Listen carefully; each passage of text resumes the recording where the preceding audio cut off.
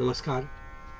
चंद्र राशीप्रमाणे वृषभ राशींच्या व्यक्तींना मी नोव्हेंबर 2023 या महिन्यासाठी आता मार्गदर्शन करणार आहे.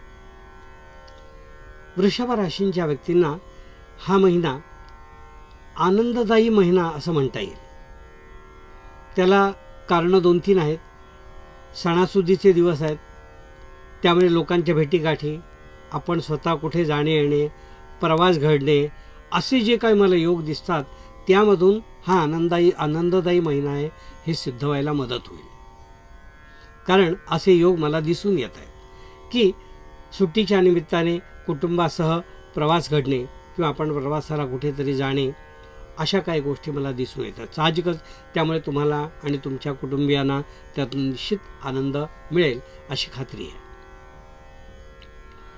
प्रकृतीच्या बाबतीत म्हणाल तर खूपसं काही काळजीचं कारण नाही आहे.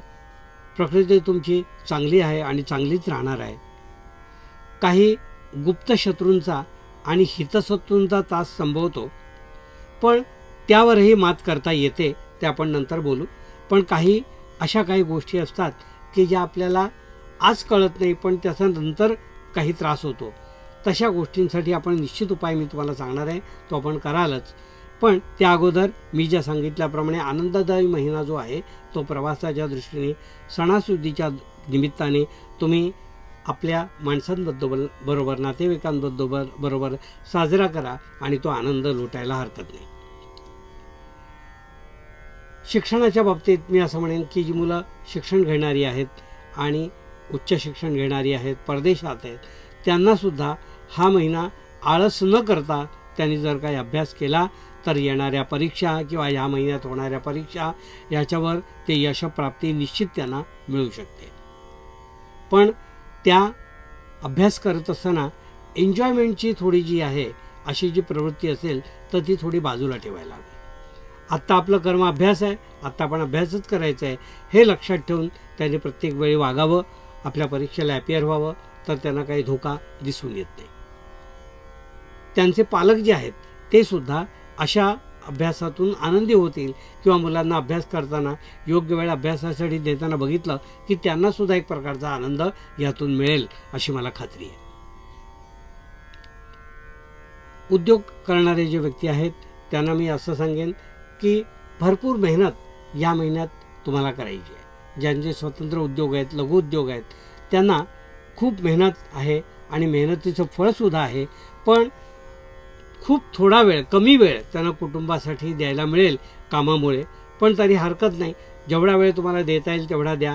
कारण इकडे तुम्हाला हा आनंद मिळत राहील की आपण आपलं कर्म सचोटीने करतोय, म्हणून तुम्ही ते कर्म करत राहा आणि संधी जी येईल त्या संधीचा लाभ घ्या. नोकरी करणारे जे लोक आहेत त्यांना मी असा सांगू इच्छितो की त्यांना आत्ता केलेल्या मेहनतीचं फळ लगेच मिळणार नाही किंवा लगेच दृष्टीपथात येणार नाही. पण तरी त्यांनी आपलं कर्म जे आहे, नोकरी जी आहे ती इमानाने करत राहावी. योग्य वेळ आल्यावर त्याचं फळ त्यांना मिळणारच असं मी त्याला खात्री देऊ इच्छितो. ज्यांचे बिझनेस वगैरे असे लोक आहेत त्यांना मोठ्या गुंतवणुकीची अपेक्षा आहे. त्यांनी बँकेची कामं वगैरे जी काही असतील तर ती ह्या महिन्यात लवकरात लवकर करून घ्यावी. काही थोडेसे क्लिअरन्स त्यांना द्यावा लागेल किंवा काही पेपर्स वगैरेची पुन्हा रिवाईज करून मागणी होईल, पण ते त्यांनी फुलफिल केल्यावर त्यांना बँकेची कामं किंवा लोन संबंधी जी कामं आहेत ती होतील आणि पुढे होणारे जे करणारे उद्योग जे आहेत त्यामध्ये गती तुम्हाला दिसायला लागेल. हे होतं मोठ्या उद्योजकांच्या बाबतीत. जे लहान उद्योजक आहेत त्यांनीसुद्धा लहानसा संधीचा फायदा घ्यावा.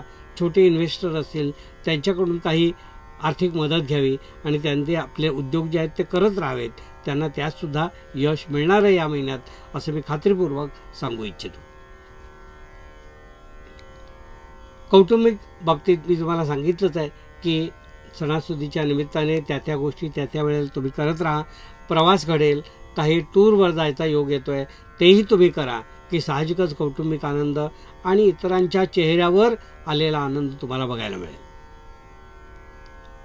उत्पन्न ह्या महिन्यात जे आहे ते तुमचं व्यवस्थित आहे, म्हणजे जेवढं अपेक्षित आहे तेवढं राहणार आहे आणि जे अपेक्षित नाही आहे त्याबद्दल सुद्धा तुम्ही प्लॅनिंग करायला हरकत नाही. ऑन पेपर प्लॅनिंग करून ठेवा, म्हणजे हे काम या महिन्यात झालं तर त्याचे या वेळेला येऊ शकतात. हे एकदा एक्झिक्यूट करण्याला वेळ आहे, पण तुम्ही पेपरवर करायला हरकत नाही, असं माझं स्पष्ट मत या महिन्यात मी तुम्हाला सांगतोय.